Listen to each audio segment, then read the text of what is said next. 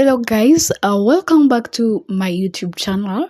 Uh, I thank you for the support and keep sharing with others, keep watching the videos, subscribe so that you'll be able to see the new contents, new videos uploaded. So today I'm gonna teach you of only 5 letters are used in Kinyarwanda. A, a, amata, amata, abana, abana, amafaranga, amafaranga,